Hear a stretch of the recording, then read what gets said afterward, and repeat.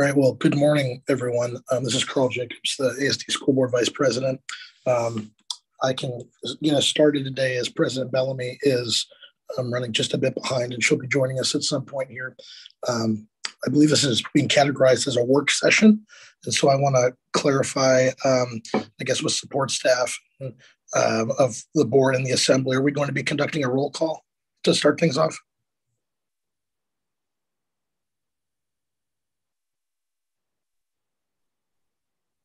Hi, Carl. This is Suzanne on the assembly side, and we would like to go ahead and do a roll call. Okay, we can start with you folks if you prefer. Sure. Madam Clerk, Ms. Veneklausen, would you do a roll call, please? Yes, Madam Chair. Good morning. Chair LaFrance. Here. Vice Chair Constant. Mr. Constant is excused. Ms. Allard. Mr. Cross. Here. Mr. Dunbar. Here. Mr. Presverdia. Mr. Peterson. Present. Ms. Quinn Davidson. Ms. Quinn Davidson is excused. Mr. Rivera. Present. Mr. Solt. Mr. Volland. And Ms. Zolotel. And Madam Clerk, I see that Mr. Solt is on. Thank you, Madam Chair. And I do see Ms. Zolotel is on as well. Thank you. And then Ms. Foster, would you please call the roll for the school board? Absolutely. Member Higgins? Member Jacobs? Present. Member Donnelly? President Bellamy?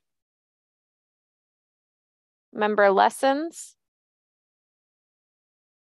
Member Wilson? Present. Member Holloman? Present. Thank you, Ms. Foster. As other individuals pop in, I will make every attempt to recognize them from the board level. My understanding is our sole agenda item for the work session today is regarding ASD's current fiscal picture and outlook. With that said, my understanding is ASD administration, Dr. Bryant, Mr. Anderson, and others will be making a presentation followed by ample time for questions and other just conversation between the board and assembly. Assembly Chair LaFrance, is that your understanding as well? Yes, Vice President Jacobs, that is my understanding as well. And thank you all for offering to meet today and provide this information. Excellent. Well, thank you very much for that. We appreciate it. And then I'll turn it over to Dr. Bryant.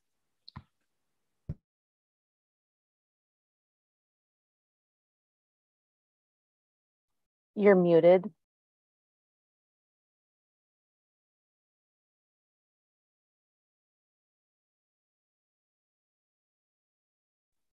Good morning. Can you hear me? Can you hear me now?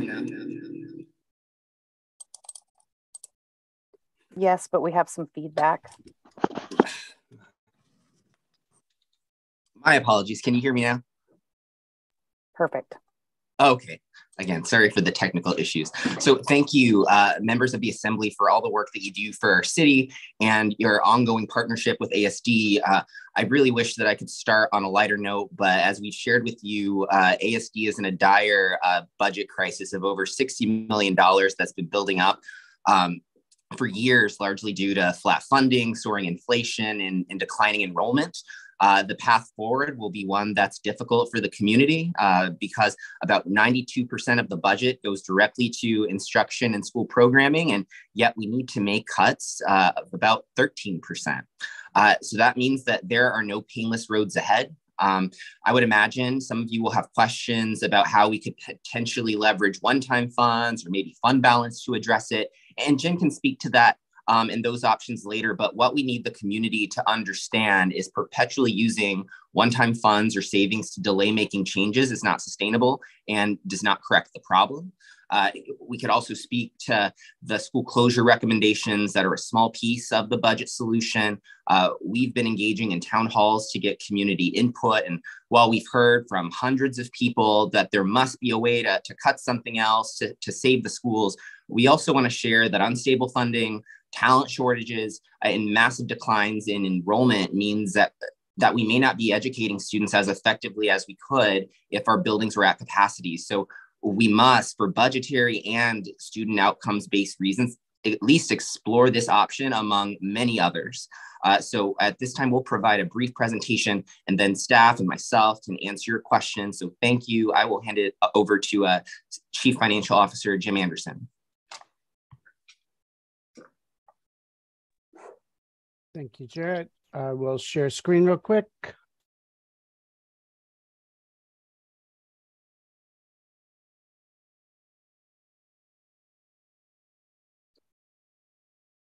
Okay, I think we're good.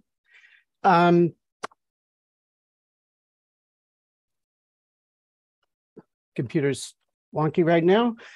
So I've gone through this slide before, and it talks about how we got to a fiscal cliff for next school year. I won't talk in depth about it unless any of you have questions. If you do, feel free to stop me and I can come back and do it a little bit slower, but you can see that at least from FY17 up to fiscal year 23, which is this current school year, the base student allocation did remain flat. They gave us a $30 increase for next school year, which is a 0.5% increase over 7 years. Inflation, if you discount the 8% inflation right now for the school district, over 7 years would be somewhere north of 15, close to 15.5%. So the 0.5 just doesn't really markedly change anything. You can see that we used one-time funds of our own, our fund balance several years. Those are in gray. In blue was state one-time money. And it really is, the ones in gold was the federal relief dollars. And the legislature and the governor made public and conscious decisions during COVID. They said they were not going to increase the BSA and that we were to use, they expected the school districts to use federal relief dollars in lieu of the state providing additional funding. If you saw the Juneau newspaper this week, you'll see that this last fiscal year, their annual audit was just released and they overspent to include all of their fund balance over $600,000 this past year. And so they hit their fiscal cliff this past year because they ran out of federal dollars, and we will have it next year. So that BSA equivalent in fiscal year 24, we think we'll have somewhere in the $10 to $20 million left in federal relief dollars. But our budget gap, as I've been briefing since July, would be about $68 million. Unfortunately, we did have a few more students this year than we had projected. And Andy Ratliff is currently doing all of the cost avoidance that we've put in place, things like hiring freezes for non-school staff and other non-critical positions. Plus, naturally, everyone knows we had a lot of vacancies this year, plus additional revenue. So I think that we're not quite finished yet, but it's certainly the gap will be lower than 68 million, probably closer to the 60 million mark. And we'll brief that to the school board on the 5th of December with our pro forma. So this year, we started looking at all of the different reductions we could make district-wide. If you look at the center circle, that's all of the general education and special education direct instruction costs. That's all those personnel in a classroom. It also includes the curriculum costs and all those other things that help a classroom actually operate, to include the computers that are given to students. So that's 61% of our district budget. If you look in the blue circle, you'll see all of those things that are in a school building that allow those children to have the education experience that we want to give them, or at least the best that we can give them. And that's about 30% of the district's budget. Then when you start looking in the outer ring, you start seeing all of those things like HR, payroll, IT is a big part of it. And all the district software that doesn't necessarily apply to the classroom, things like Business Plus, which is our ERP, similar to SAP, though significantly cheaper, and all those other things that are district-wide costs, and that's 9% of ASD's budget. So we did start on the outside. We knew that this was going to be a huge deficit, and so on purpose, we knew that we had to inform the community as early as possible this year what was coming, so they had time to help provide input so we know what the priorities are from the community. We put out surveys in September. We had thousands of responses. I'll talk about that in a little bit. And we've also been looking at district admin naturally for as many cuts as we can. So far, we've gone through 16 of the departments. Some of them are going to go back for a second look, and we have a few more departments to go through between now and December 5th. And we've so far identified a little over 20 FTE that we could reduce, and a total savings of almost $3 million. I expect that to go higher in the next week to 10 days, certainly before the 5th of December. So that's about a 7% reduction on all those district-wide personnel and costs. On the middle ring, I think most of the assembly members have been watching the news and reading Anchorage Daily News. I don't know that you've watched our board meetings, but we have publicly been discussing and slowly getting more information for the board for the Ignite program for gifted students, although the highly gifted program at Rogers Park is not being looked at for any reductions. Sixth grade band and orchestra, which if we move sixth grade to middle school, that would go away. And instead of 3 days a week, they'd be able to take band and orchestra 5 days a week at middle school level. But it is a reduction in elementary costs of over $2 million. We are looking at consolidating a bunch of special education classrooms into 2 facilities to have early childhood centers where we could really concentrate everything from the ability to test students, as well as put those specialty personnel at those schools like speech and language pathologists and other related services that are needed, where when you spread those out over a lot of different schools and we're short staff on those positions, they may hit a school 1 day a week or 2 days a week. But if we have these early childhood centers, which Eric Visti will be prepared to talk about, we could really have people permanently stationed at these locations. And Eric can talk way more about the early childhood centers, so I'll stop that. And we're also looking at metrics-based staff at the schools, and that's assistant principals and staff like that, which is generally based off the number of students in a school. So if you look at all of those in the middle ring, it's 119 FTE and about $14 million, which, like the administration, is about a 7% reduction. On the bottom, I have remaining deficit is $51 million. After we look at the things we've been able to do for cost avoidance and the increased revenue from the number of students that did show up this year, that number will be lower than that. But that number also includes closing 6 schools. And we just can't get to zero without looking at fund balance or the use of other state one-time money or a very large people to teacher ratio increase. And we'll talk about that on the last slide. Jim? Yes, sir. So we have a question from Assembly Member Zolotel, if we can. Yes, ma'am. Thank you. Thank you, Mr. Chair or Mr. President, or whatever role you're playing in this moment. My apologies. I missed the roll call. So I wanted to maybe take us back up a couple 10,000 feet. So I had asked for the title of the slideshow in the chat, and it says Anchorage School District school closure / repurposed public town halls. So is this the presentation that was given to discuss with the community about school closures? Yes, with the exception of 2 slides where I pull in the survey results from the September survey. It's the same town hall brief I gave with the rest of the team last night. Okay. And then I guess or the night before, I'm sorry.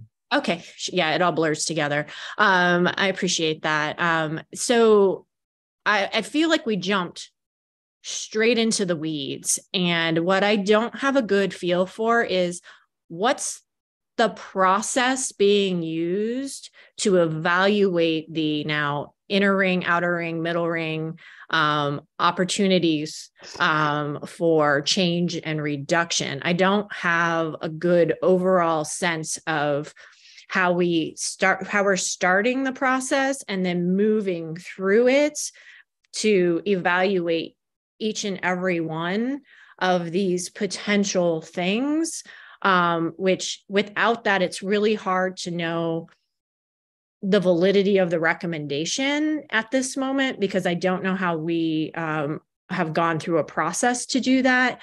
And similarly, I'm trying to reconcile that a little bit because our education to date on this has really been from the paper, why some programs are now declared safe or not safe when there's no final decision made. So maybe some overview of the process of like where it started and where it's going before we get into the weeds would be really helpful for me. Sure. Great question. I'm sorry. I've briefed the board at like 11 meetings now, and I don't know why, but mentally, I just assumed that Assembly was there with us the whole time, but I definitely will start a little bit slower.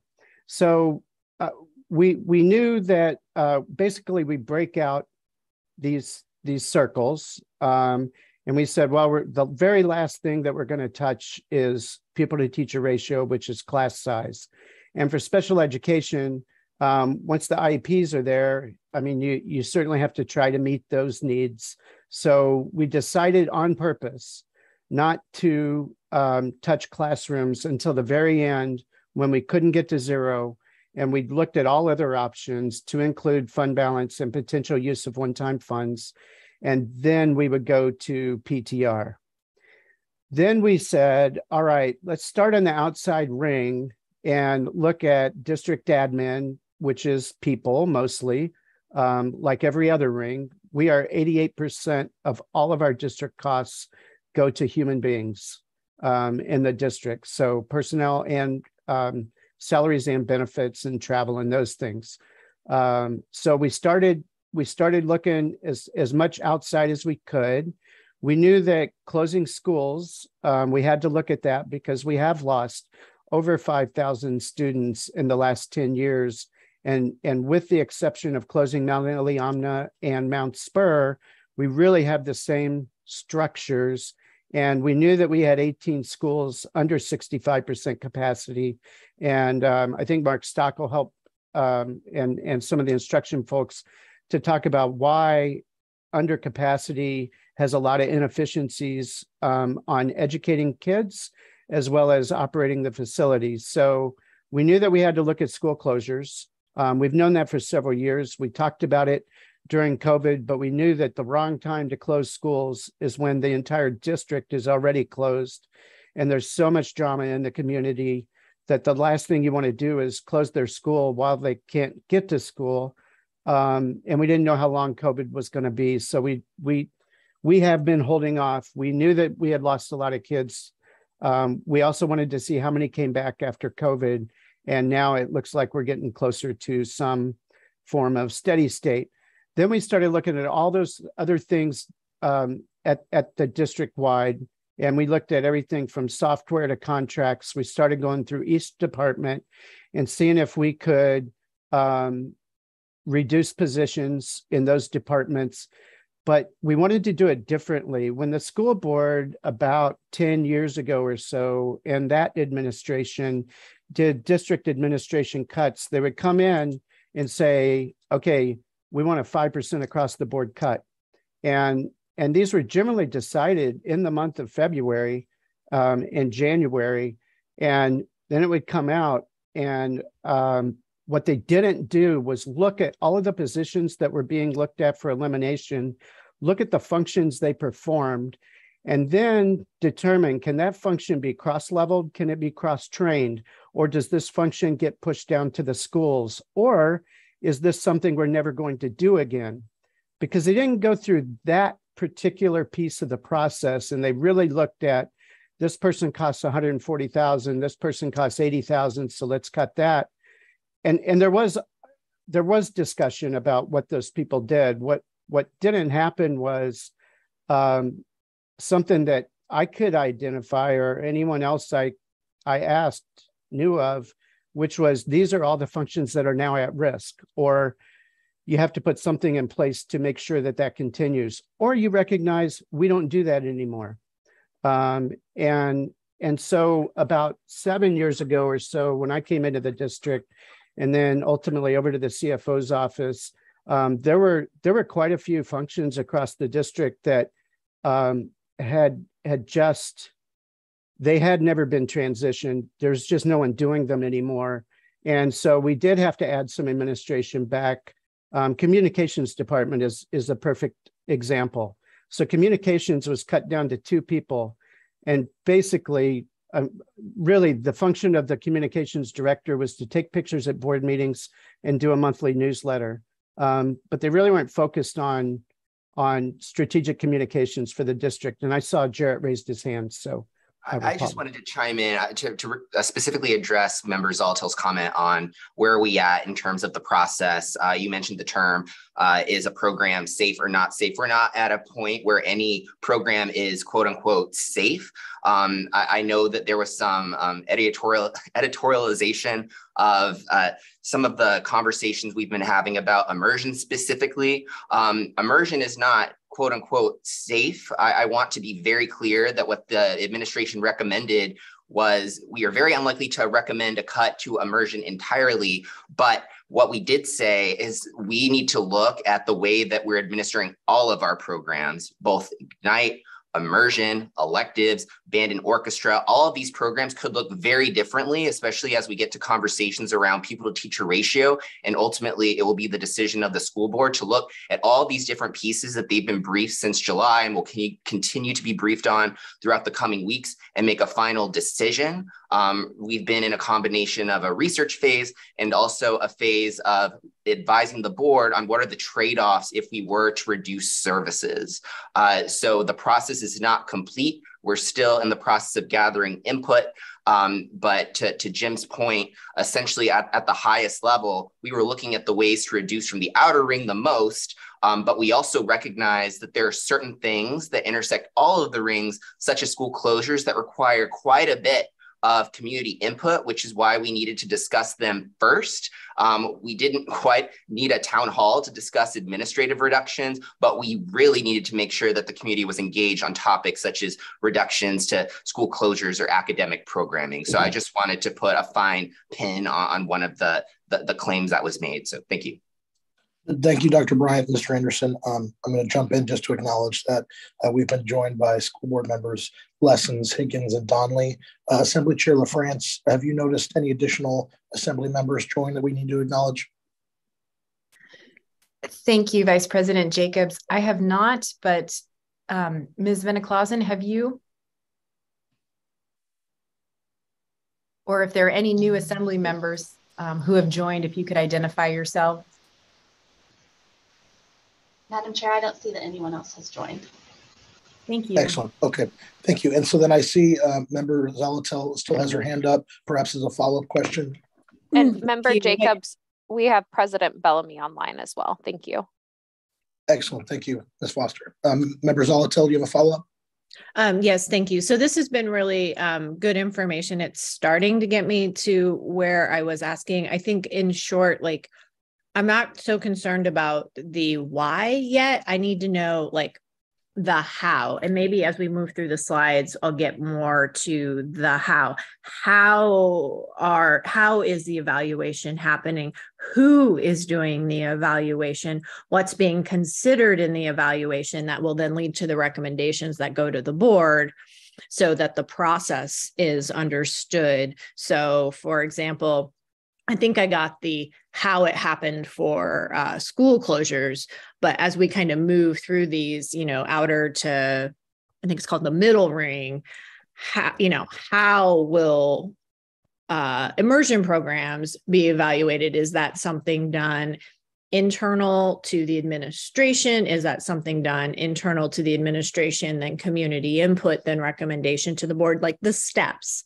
Because I think that's where I'm having a hard time tracking, is where we're at in those, whatever the process is, and then where are we at in the process? Oh, I can better answer. So we knew that we needed community input.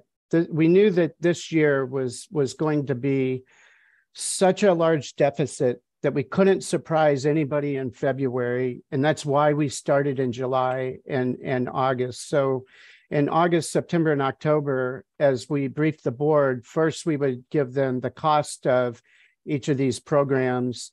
And then we would start getting a significant amount of community input, which I'm sure assembly members are used to as well, on anything that sparks people and their emotions, which all of these are, right? Every town hall we go to, we acknowledge that everything that we brought up this year, with the exception of administration, is truly personal and emotional to somebody out there, whether it's a family member, a staff member, or a student.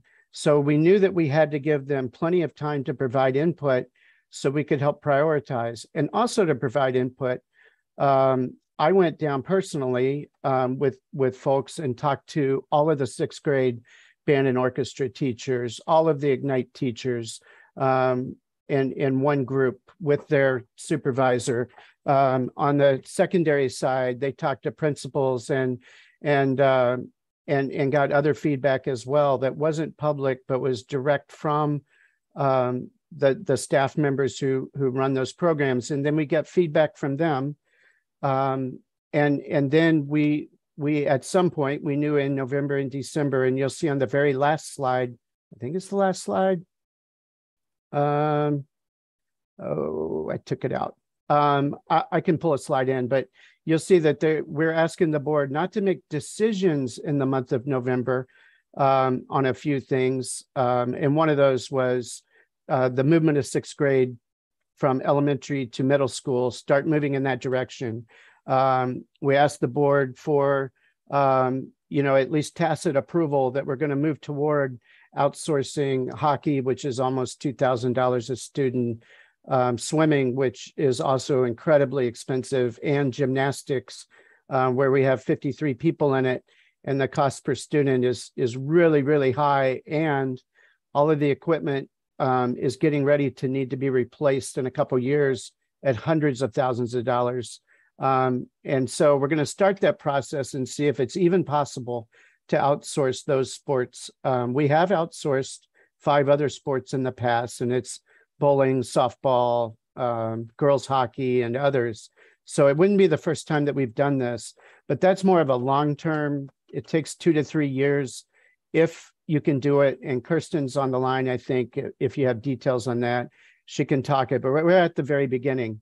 On the 6th grade band and orchestra, if you move 6th grade to middle school, then a lot of those teachers in 6th grade band and orchestra, of course, will likely go to middle schools, depending on the electives that students take.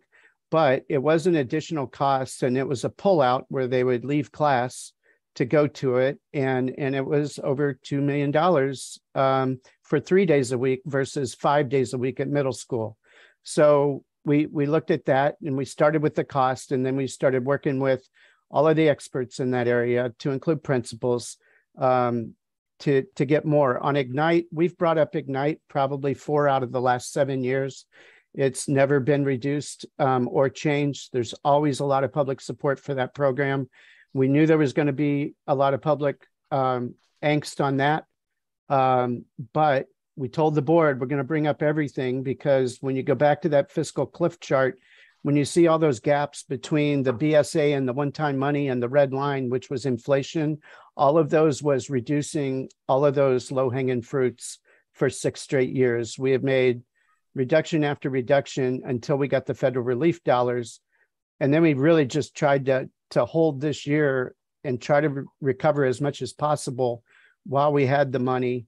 But of course, we knew it was going to run out. So that's kind of how we looked at all of those. And what you'll see in December is on the 5th of December, we'll have the pro forma will be briefed. Andy Ratliff's pulling that together now.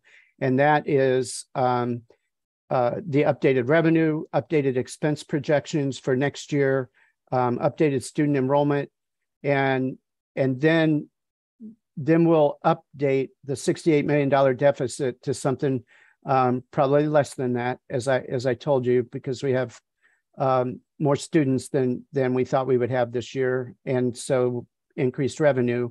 And then we'll talk to the board about the last 3 remaining pieces, which is the use of the district's fund balance, which we have done several times. The board does have the authority on state one-time funds that could be used for a number of things, to include softening cuts for next year. And if you use that one-time money, we always talk about how one-time money is very difficult because then it goes away, and that's how you get fiscal cliffs. But the use of that one-time money this year in the fund balance really would be to buy the legislature some time and space to make something happen this year. As I pointed out, Fairbanks, went in the red last year, even with federal dollars, which, is certainly not acceptable by them or anyone else. And then the city, of course, will pick up that deficit for them. But we've really been working towards getting to the 5th of December for the updated revenue, updated expenses, restate the new projected deficit, and then we'll start asking the board to make decisions on all of these remaining, everything in the blue circle. I suspect they have no problem on the admin cuts. And then it really is, it's PTR is the very last thing after your one-time money from the state and the fund balance. And if you got to 30 million and the board didn't want to use one-time funds or didn't want to use a little bit more fund balance, if we could get to 30 million, to get 30 million in PTR, it's a PTR increase of 5. So kindergarten from 17 to 22, high school from 30 to 35, PTR of 5 at every grade level from kindergarten to 12th grade. That's equal to about $30 million. So that's Jim, I just wanted to chime in. It sounds like members Altel is satisfied with the response on the process, and we can continue on the presentation. Okay, thank you. I know you probably weren't reading the chat, so I wanted to let you know. Oh, no, I can't see it because I have the thingy shared. So thank you. Just want to make sure we answer it. So this is how we looked at our school efficiency. I think I'd like to ask Mark Stock or one of the instructional, I think, Mark, you're on, to talk about what efficiency means when we look at really small schools that got small over time versus consolidating them. Absolutely. Thank you, Mr. Anderson. This is Mark Stock, Deputy Superintendent. The academic divisions all report to me and to Sven Gustafson, our Chief Academic Officer, who will be replacing me as I go into retirement. So one of the things that's been very real, and I just want to point this out because I think this is critical for all of us to understand. When we talk about things like school closures, it's a reminder to everyone that schools are not buildings. They're actually cultures. They're communities and cultures. And that's, for those going to the town halls, you see that repeated over and over. But in the midst of all that, there's some other things over on the best practices in industry that are very real. One of those is that when it comes to ideally staffing an elementary for student achievement, there's a few things that come into play. One of them is the ideal size of an elementary is roughly 3 teachers per grade level in an elementary, and sometimes 4. Those 3 to 4 section schools per grade level is one of the more efficient and effective models of running an elementary. There's 4 or 5 reasons I'll do real quick. Number one, you reduce the use of what's called combination classrooms, where a teacher is teaching 2 grade levels in one room. When that happens, the stress on the teacher and the ability to deliver every child's needs gets compromised slightly. If you have a school with only 1 teacher or 2 teachers with a combination classroom, delivering it gets difficult. Another reason is it decreases the opportunities to accelerate or to remediate students who have struggles. So if I have students who are quick learners and I have 3 teachers in 3rd grade, 1 teacher can take some advanced math students and accelerate, and another teacher could take some for a period of time for a week or 2 and reteach things that are causing difficulties. It gives more teachers for the remediation capacity through the whole school for doing tutoring outside of the regular reading instruction. When new teachers come to a school and there's 3 teachers instead of 1, they have more mentors. They have a veteran leader at each grade level who can take them under their wing and support them. And because it is really, really tough to be a teacher these days. And it's really tough given all the pressure on schools and the declining budgets. It's just tough. There's less people available to do the work. Staffing becomes more challenging. Teachers that have to run around who do occupational therapy or physical therapy or any form of special ed or any specialist in the school, they have to run around and spend a fair amount of time in travel going from school to school. So there's a lot of reasons that I've just listed, I think 6 reasons why it's important. But there's another reason I think that those of you that are elected officials have to kind of track, and that is for us to actually improve the BSA, the base student allocation in Alaska, we're going to need support from a multitude of politicians to address this issue. And one question we keep running into over and over is, why should we give you more money if you can't show to us you've used your existing funds to their capacity? How are you being efficient with your schools? If you're running 18 schools. And the other thing that came up there, you saw it in that quick survey that popped up, is our public is saying, if you're going to run schools, the 3 of the things we think you should do first is, number 1, reduce some of the schools and collapse them, consolidate them, and run efficiently. The other one is to make sure you've trimmed administration to levels where we can still function and get as much money as you can in the classroom. So that kind of touched on 3 of those things, and I'll stop there. But those are some of the benefits to running slightly larger schools than some of our small schools. Thank you, Dr. Stock. Want to interject to say that Member Sult has his hand up. Thank you. And Mark, just want to add the comment that I've also heard legislators tout that they're not willing to give more funds until our student scores and test results improve as well. So I heard that rather vehemently the other night at one of the community councils. So thank you. If I could, Randy, I'd like to comment to that, because this is sort of this chicken and egg question. You get one group that says we can't improve student outcomes till we have more capacity and support to do that, and another group says we're not going to give you more money until you improve it. There is no specific answer to it. What I can tell you around the country is that there is a base student allocation number just to staff our schools that's important. I don't think we're there, but then there's additional funds for tutoring or other things that evidence says works that we just don't have the capacity to do. And so, that's one of those arguments you hear both sides, and I see Dr. Bryant's unmuted. And and I just want to chime in that we haven't seen a significant BSA increase since 2017. And when you don't increase education funding, you're cutting education funding. And yes, our scores reflect that when you don't invest in education, when you cut education funding, you don't see gains in student achievement. Right now, we're not talking about keeping the status quo. We're talking about getting to where we were in 2017. So I just wanted to chime in there because literally we've seen cuts to education for multiple years, and that's why we're here. And if I could chime in real quickly, Andy Holloman on the school board, it's not that 2017 was a lavishly funded year. It was just a year where there was an increase in the BSA. We've been making cuts for years before that as well. Thank you, Member Holloman, Dr. Bryant, Member Salt, and Dr. Stock. Mr. Anderson, if you're still facilitating the presentation, you're welcome to continue. Sure. So this is our grade distribution just between 17 and 22. And you can see that at every grade, we certainly have significant numbers of students, but especially at those elementary grades, you see that quite a bit.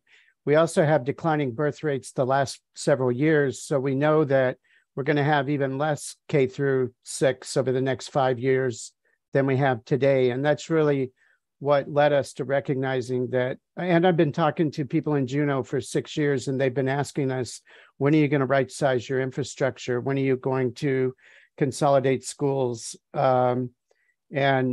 And we really did want to, we needed to find out what is post-COVID look like. And now it's starting to play out. So we did a survey in September, and you can, the very one on the top is the least likely to support. So when you look at increases in class size, reduction of student supports, reduction in electives, reduction for school functions, by and large, the community did not support the first three, the class sizes, student supports, or elective choices, although they're certainly much more success or supportive of administration, athletics, and other things. And also not surprising, when you look at before and after school, not real supportive, but when you look at the community writ large, and this is thousands of people responding back to the survey, reducing infrastructure and merging schools was really supported quite well, more than any other thing in the survey. But as we've seen during the town halls, the community-wide support for merging schools and consolidating and getting more efficiencies does not translate into individual schools, where there's certainly an incredible amount of activism to keep that school open and to close any other school. And that's been the common theme in all of our town halls. And that's kind of, you know, we looked at anywhere there were groups and clusters of multiple different schools that were under capacity. And that's kind of how we chose these schools. When you look at CLAT, that's the one standout at 92%.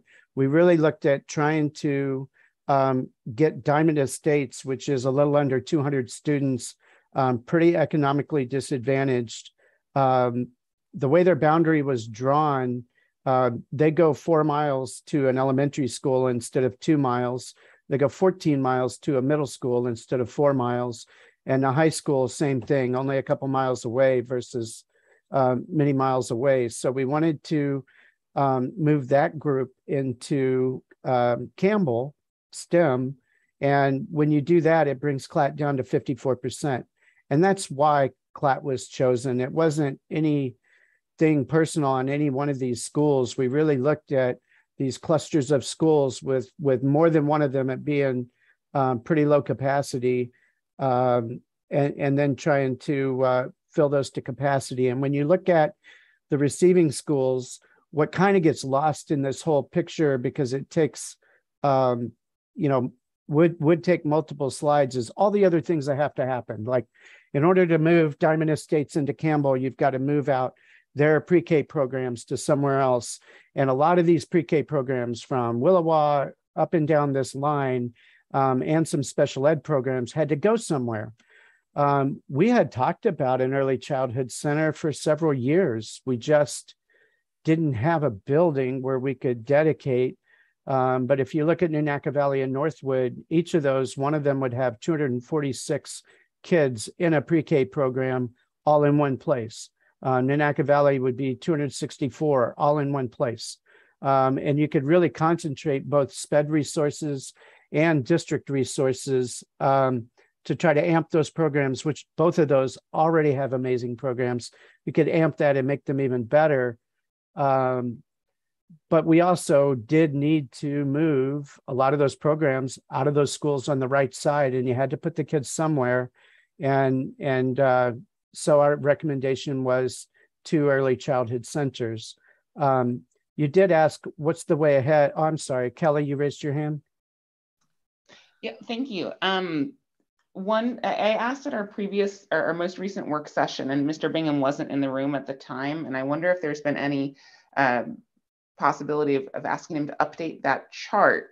I'd like to understand much better than I do now what the utilization rates of each of the receiving schools would be, and maybe specific numbers. So, for example, at some of these town hall closures, we've started to hear, for example, with CLAT, that 191 students, like from Diamond Estates, would go to Campbell, 125 students would go to Ocean View. And when I did the numbers on Campbell, based on current capacity, even subtracting 6th graders, I'm finding that Campbell would be way over capacity, like 100 students over, unless I did my math incorrectly. So I need to understand what the utilization rates and the numbers would look like at the receiving schools at some point in this decision-making process. Yes, ma'am. And you'll see that on the 5th of December. I didn't want to show slides that the board hadn't seen before at today's briefing, because I wanted to make sure that I used stuff that was already publicly available, but we are working that in terms of Campbell. That's why we're moving pre-K programs and other stuff out of Campbell in order to move Diamond. Now, all of Diamond Estates, 191 students are not all elementary. Some of them, by the time of next year, will actually be going on to middle school. So the numbers that you did in your head, we probably didn't brief it well, but we'll be finalizing that over the next week and a half before the next school board meeting, and we'll have better numbers so you can get a vision. But Campbell will not need, they will not have 100 over capacity. And Member Zalatel? Thank you. So what would be helpful on this chart is if it was called out which ones are Title I schools. And I mean, I could look it up and I kind of know which ones are, but on the receiving schools in particular, which ones would be Title I schools? And then again, their full utilization percentage. Because if we're doing a concentration of Title I children, because their schools are closing, into other Title I schools, and if they have the highest capacity rates amongst, I want to be able to look at how those compare, those capacity rates amongst other schools that aren't Title I. I have some real equity concerns with this recommendation right now, because these kids rely on transportation and lunch in Title I, and that really limits their opportunity to be able to opt out to a charter school, to opt out to an optional program, because there isn't busing and often lunch at those programs. So while I appreciate, it started with I hope I'm using the right term, utilization percentage, we really need to consider what it looks like at the receiving schools. And in the end, is this an equitable decision, or are we simply concentrating Title I children in Title I schools who don't have a lot of other opportunities to move elsewhere? And then what ways could we make it more equitable? Could the receiving schools have any potential programs that may have existed in the other schools, which I know it sounds counterintuitive to talk about adding, but it feels like punishment potentially on top of punishment. So having that information would be really helpful. Thank you. I can Mark. Thank you, Jim. Meg, there's a couple things that enter into here that we're researching. There are variables that we have to try to mitigate many of those things. For example, the district is able to make choices around what the percentage rates are of what constitutes a Title I school in the district. We also have opportunities to lower amounts of money for secondary schools and provide more for various elementaries. We also have opportunities to set aside general fund monies to help support students that might be in a school that was qualifying for title, and now I have 40 students who go to the school now that doesn't qualify, and what are the specific needs of those 40 students? Not every student who's entitled necessarily needs extra tutoring or extra kinds of things. So there are ways we can do that. We are drilling into those things now, and I believe we have ways of mitigating some of those things.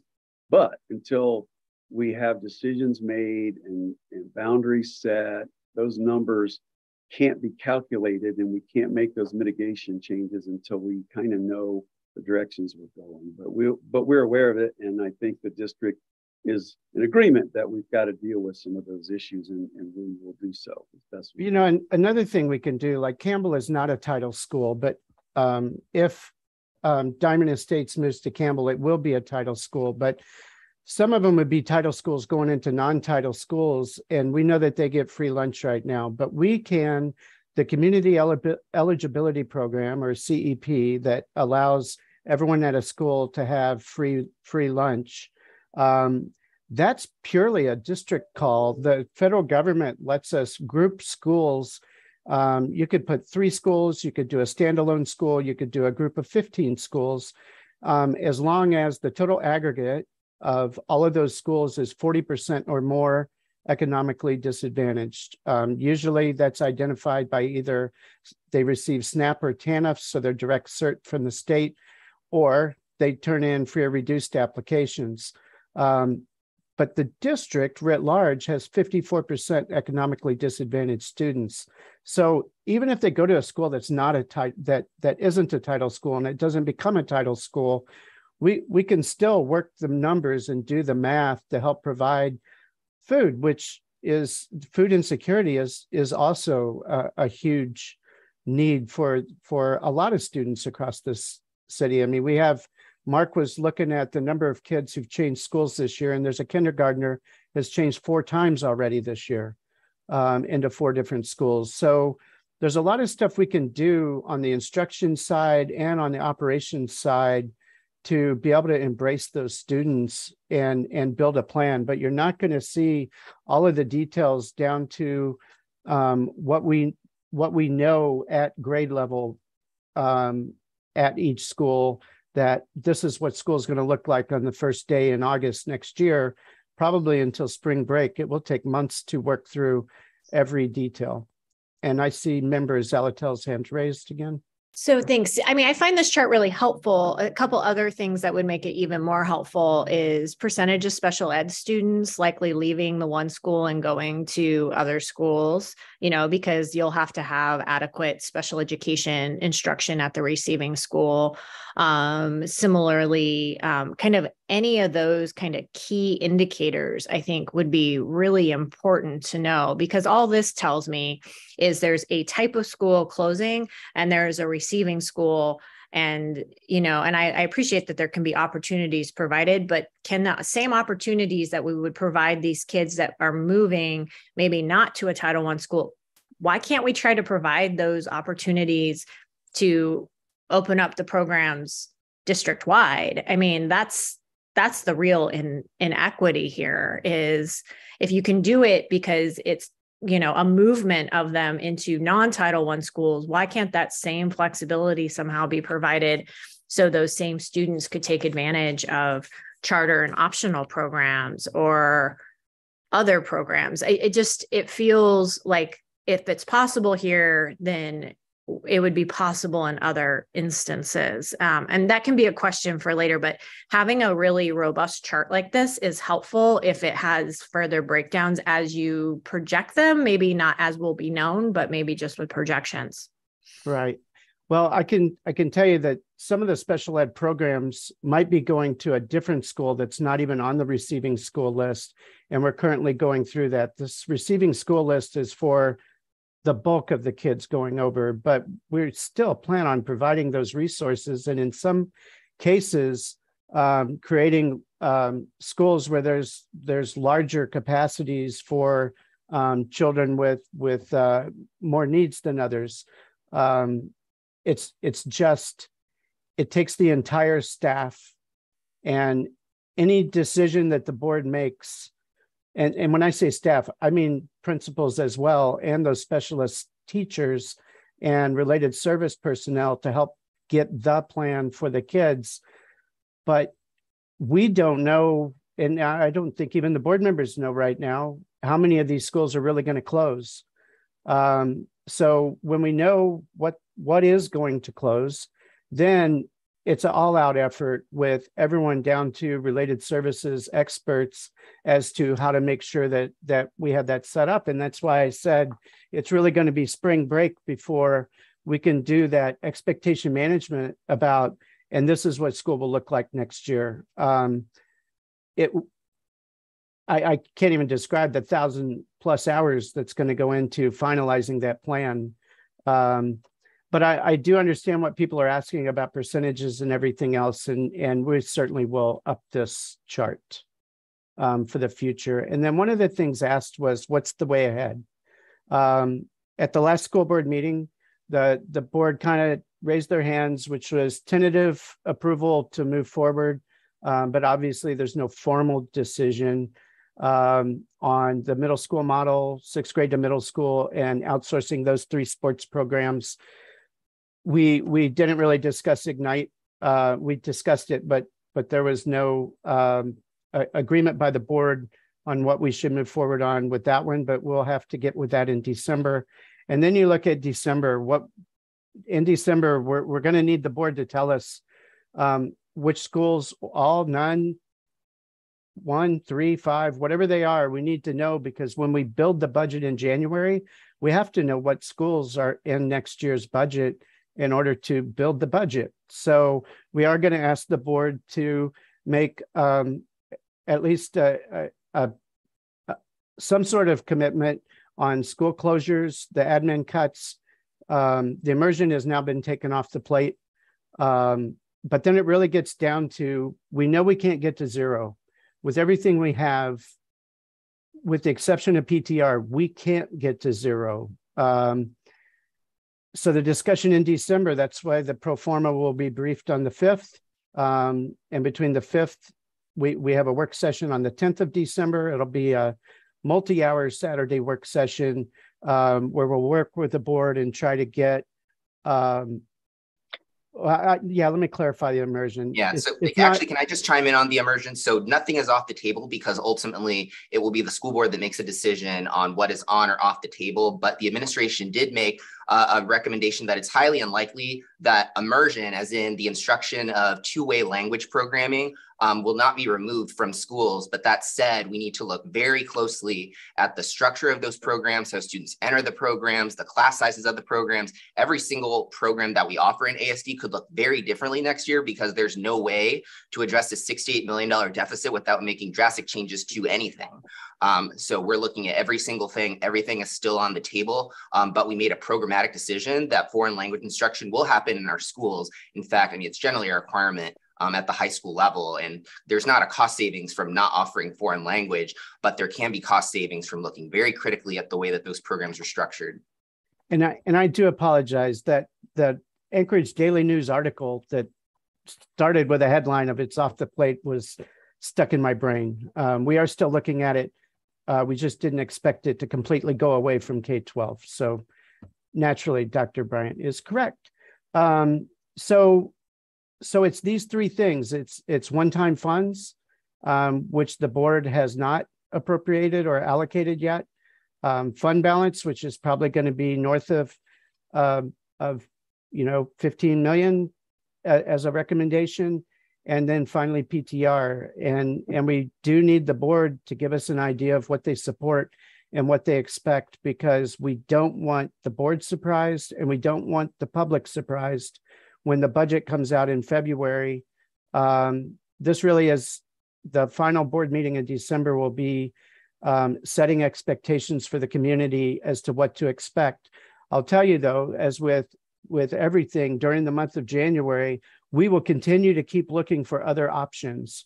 We will continue to look at administration all the way up until the day before we finish the budget book and push print on it.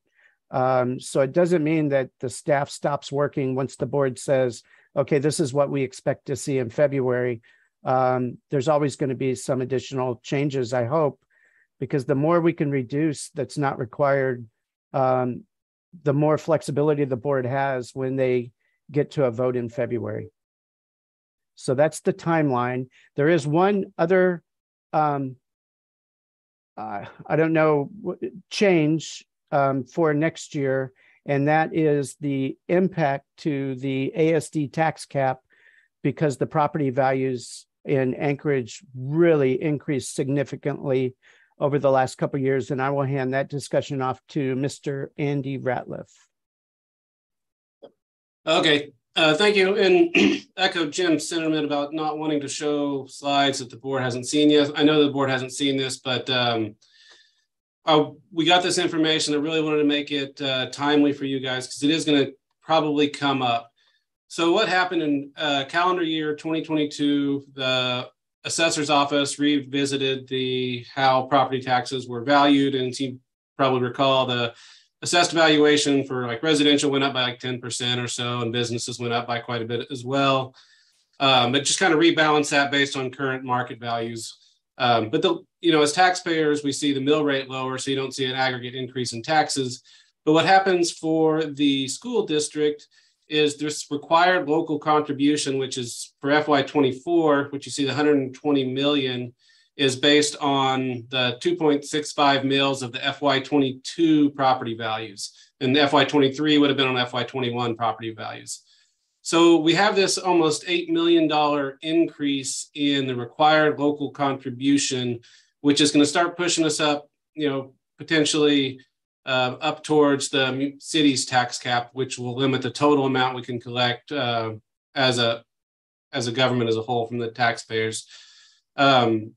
I'm not exactly sure where the city landed with being under the tax cap overall on their budget, but just kind of let you guys know that this could be an issue. We're not exactly sure how much, because the tax cap does increase by CPI and the folks that live in the municipality. So just kind of give you a mind's eye of that. We're still kind of working through the rest of these numbers with like the state revenue. The revenue that we have on there is based on the current ADM that we have for FY23. So that'll change as we get our projections for next year. But really, just wanted to let you guys be aware that this could potentially be coming up and in future meetings. I didn't want to surprise anyone.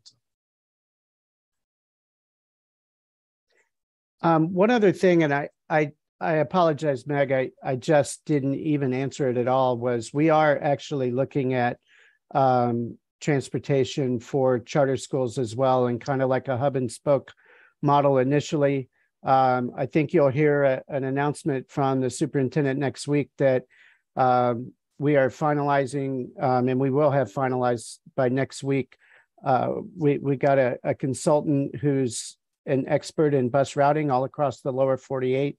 We've upgraded our 20-year-old plus software, and we are restructuring our routes significantly to where very shortly we're going to be able to provide bus service.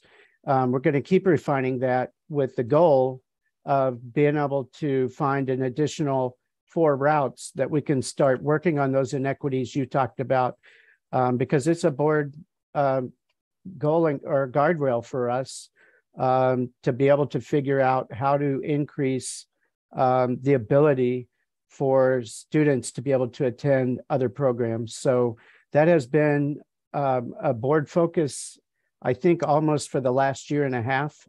And we're very close to being able to start making progress, but we're not going to want to put more bus routes than we think we can do, because it's, then we're back to, having to prioritize who gets busing and who doesn't. So we have a few more months work before we can probably go final on the charter school and other special programs, but that certainly has been our plan all along. So I was going to add one more thing on as that required local contribution goes up, the state's contribution does go down by the same amount. So there's a relationship there, and that's what that second little chart there was, showing how the state calculates our basic need funding and then takes away the required local amount. So just kind of be aware of that as we increase that required local contribution, state money goes down on a dollar for dollar basis. So at this time, I'll open for questions.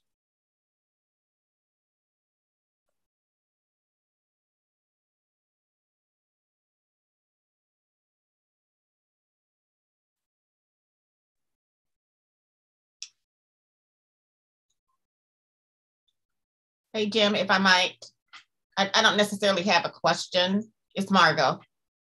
I just want to thank the Assembly for making time to better understand, the process that we're using, and to answer your questions. And I do apologize for being late jumping on the call. But even if you don't have questions now, if you get them, please send them. We are happy to respond. And those of you who, some of you have already made appointments with the superintendent, and you've already met with him. And we're hoping that this kind of open collaboration will continue. So now we got some questions. So Carl, I'll turn it back over to you. Yeah, so I see that we've got Assembly Chair LaFrance, followed by Member Zolotel. Thank you, Vice President Jacobs. And I'm not sure yet if I have questions. I am processing this information, and much of it, of course, continues to be discussed in earnest at community councils. Mm-hmm. And thank you to all of you for making the time for those conversations in addition to the town halls. And I guess what very much concerns me is at the end of the day is the quality of the education, and if we can be competitive too with other communities. And as we see people leaving the municipality, I know as a parent of 3 kids, quality of education in schools is super important in deciding where to live.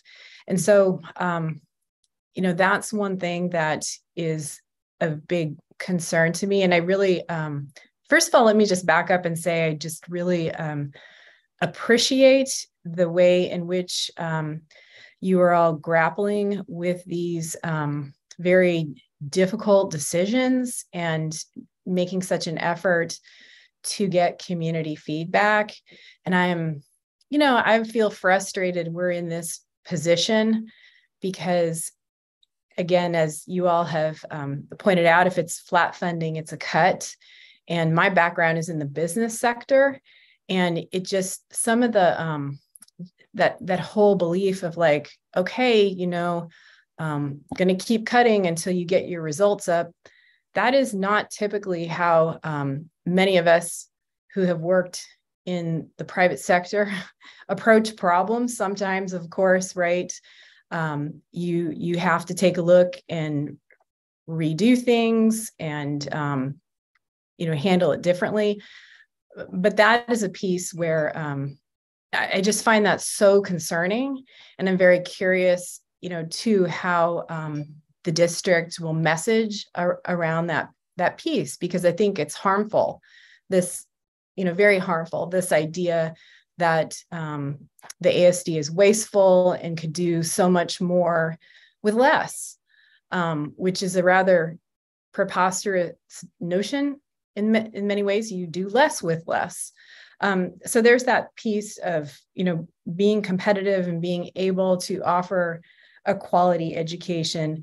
And then I guess I am curious about the feedback from the community. And I know that it has been passionate about when it comes to school closures, but are you getting the sense too that people really want to push on the legislature and the governor to fully fund education? Because that seems like such a big piece of it here. Obviously cuts at the state level push the cost to local communities, and Anchorage has continued to take on, like other communities, more and more as the state cuts back. So this is, essentially increasing the taxes on local government.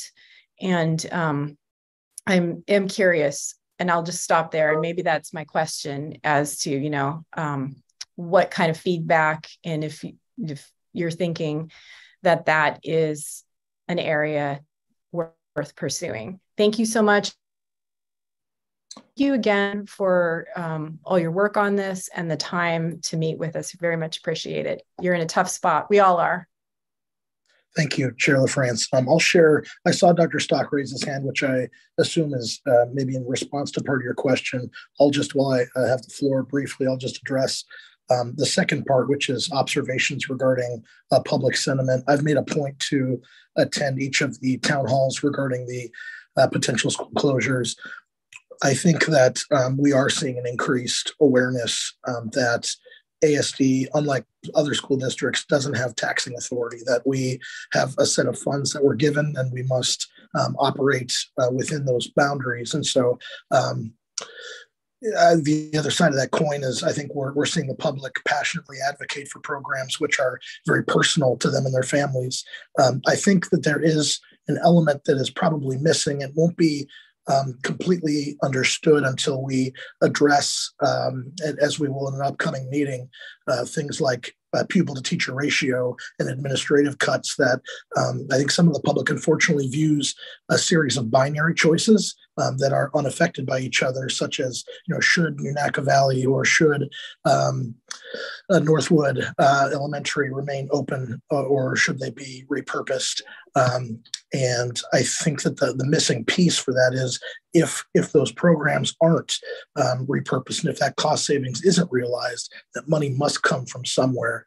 And without that give and take or that push and pull, I think we're talking about an incomplete question. But I'm hopeful that the rest of that conversation will be realized here very shortly once the board is briefed as to how we really get to zero, which ultimately will have to include an increase in, or at least a strong consideration of an increase of class size. With that said, I saw Dr. Stock raise his hand. Dr. Stock, if you want to address a different point of the question, and then we'll go to Member Zolotel's question. Thank you, Carl. Oh, just real briefly, I just wanted to point out that this came up in some meeting with some legislators the other day, and something Meg said, or Susan, I can't remember which one of you said it, but Suzanne, one of you said something that triggered this for me. But our board and ASD has put together a very compelling vision for the future, a vision that talks about students summiting at the end of high school with options for college, career, life, building strong career pathways through middle and high school so students begin to explore. When they summit and leave us with a graduation rate, which is now at the highest it's been ever here, at that 83-84% graduation rate, we want them to look around at the summit and see options, see many options available, that they have been led through career pathways as they go up through middle and high school. Now, to do that, we have to drive this down into the elementaries where basic skills are absolutely rock solid foundational. They come out of third grade reading. They come out of fifth grade with strong mathematical foundations, and then they begin to explore. Now that's the vision. The problem we're at now is two things. One, we have to be as efficient as we can get with our resources to try to do that. And we're never going to get more money for this compelling vision unless we can prove that we're doing both those things. We have a vision. It's absolutely one of the more compelling visions I've seen, but it's all lost in this hubbub of trying to be efficient. And I just feel like I just want to make that point because there's something that said that triggered that. And I feel like we want to do a good job of trying to share that vision with our community. We see partnerships with businesses, we see interning, we see all kinds of things on our horizon. And there's a lot of planning going on in the last year to do that. It's not public yet, it's just starting to leak out. But in the midst of all that, we're hung up on closures and all those things. And I just wanted to point out that we must have a vision and we must sell it to the community, because if we can't do that, no one wants to provide more additional funds. And so I'll climb off my soapbox. Thank you, Dr. Stock. And I saw Jim, you raised your hand. Did you want to address another portion of Assembly Chair LaFrance's question, or was it a separate comment? Yeah, it's a tag on to Mark's. So I've been talking to legislators now for over 6 years. And in Juneau, there are a lot of people well aware of the decline in our enrollment. And every year, initially they said, when are you going to start reducing your infrastructure? Because you're not making efficient use of your schools. And for the first couple of years, we said, we're still working on that, but you realize the state funding formula, it costs us money to close a school, and you get more money for smaller schools. So when Natasha got the bill passed for the hold harmless, there were a lot of people in the Senate, especially, that had expectations we would close multiple schools because, again, throughout our community and at Juneau, a lot of people know our enrollment has declined, and we did close Mount Spur, but there have been people every year saying, when are you going to start right sizing, which can be defined a lot of different ways, but in their mind, you still have a lot of schools under capacity. What are you doing? And they don't feel comfortable giving us more money until they think we've made all the steps we can do to be as efficient as we can. And that's what caused Natasha to write the hold harmless bill, and that's why it passed. And there are a lot of people in Juneau that expect us to try and maximize our efficiency. Thank you, Jim. I see Assemblymember Zolotel's hand up. Thank you. So I really appreciated Mr. Stock's comments about vision. I guess this is where I want to have assembly members be helpful to the board. So as you can imagine, just as you are getting lots of emails, they are starting to come our way as well. And that is where my fixation on process is. I want to be able to tell our constituents that the school board is undertaking a process, help let them know where to find that process so they can engage with it with you all as you are in the weeds and deep down into the details, and how that we can hopefully say, yes, that process aligns with this community vision for our schools. Right now, that's the information I feel like I'm missing to be able to be that good partner. Is that, and maybe it's a one pager, I don't know, whatever it is, whatever the right communication device is, because I don't want to be down in the weeds of all of these programs as an assembly member. What I want to be able to say is the school district has a process, and if that process plays out as is presented, it's a good process. And then we'll see what that process yields. And as a parent in the district, person who's emailing me, please get engaged in that process, and you can see where that might make the most sense with the concerns you have.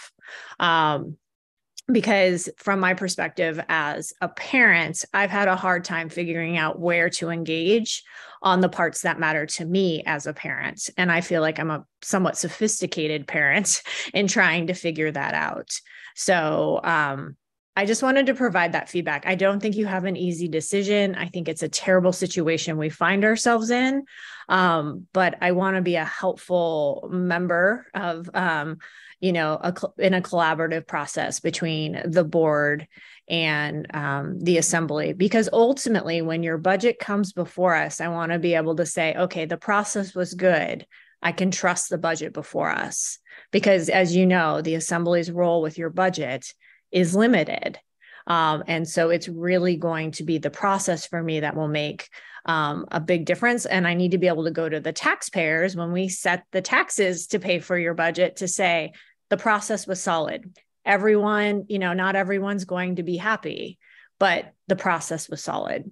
So I just wanted to share that. And that was kind of where my questions were coming from today. And I did appreciate all of the information given. I'm just not as far in the weeds as you all are. Thank you.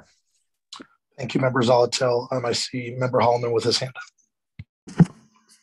And I just wanted to touch back to what Assemblymember LaFrance brought up. And I'm speaking more as someone that spent 20 years working in the district and in buildings. The funding method really is that occasionally in years of plenty, we get increases. And then in between, we're either flat or drifting. We're drifting. So it creates an atmosphere where it doesn't make a lot of sense to come up with great ideas that cost money, because you have to go find a program somewhere within the pie already to get rid of in order to fund what you're doing. It also is the case that any good idea gets whittled down over time. I'm going to say the last really big thing that the school board did, it's about 25 years ago when they rolled out middle school. Especially as it was presented, it was expensive. It was more expensive then than it is now. And it was really meant to affect the behavior of students from middle school on through life. And there's a fair amount of evidence it works.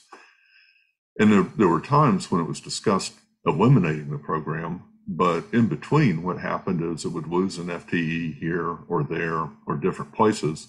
When you look at things like the number of electives, the options for students, and different things like that from the 90s versus what we're looking at now, the program just barely exists. And the argument by the director of secondary was that it's almost gone, so cutting it will save some money and not really affect things that much.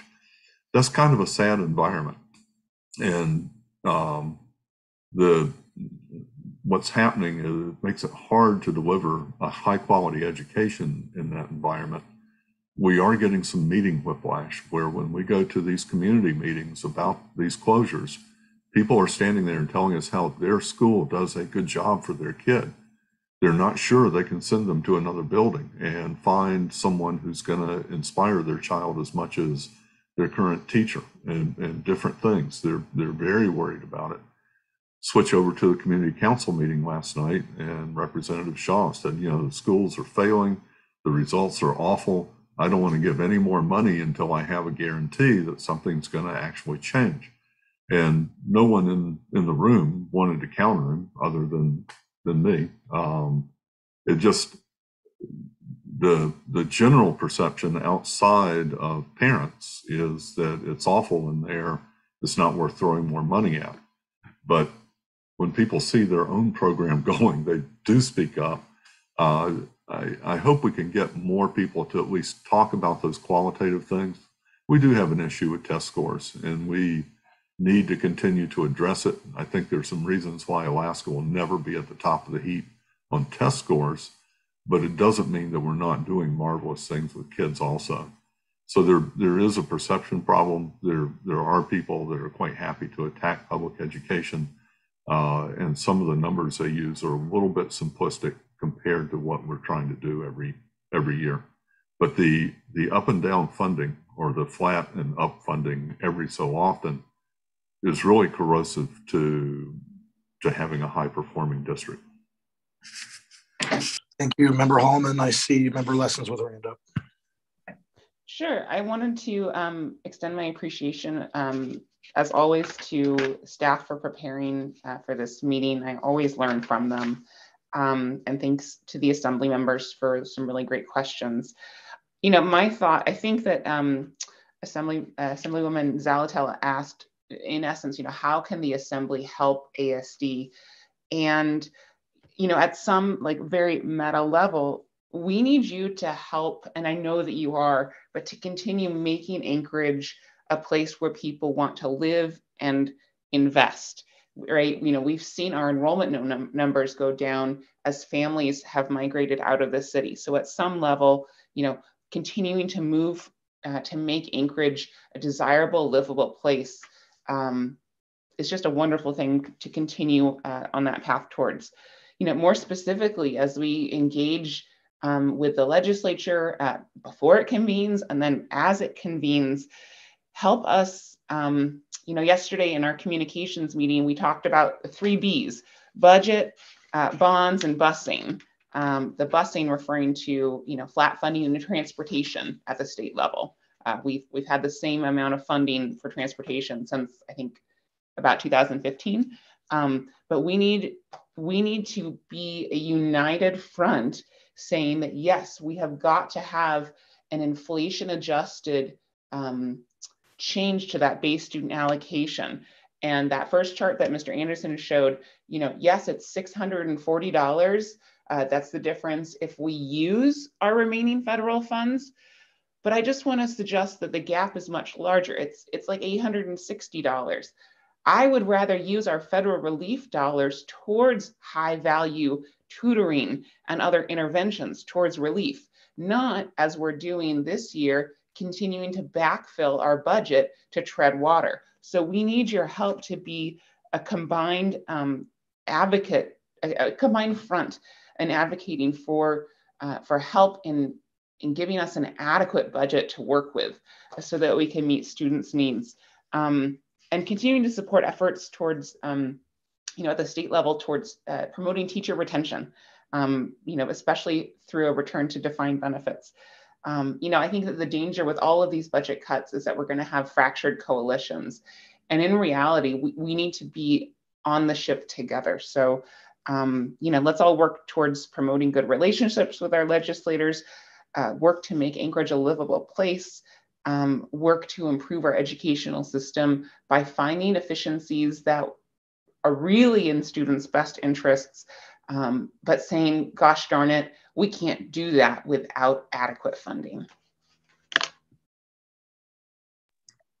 Thank you, Member Lessons. And that appears to be the extent of the hands that have been raised. And so absent any other questions, Dr. Bryant, is staff's presentation and information complete at this point?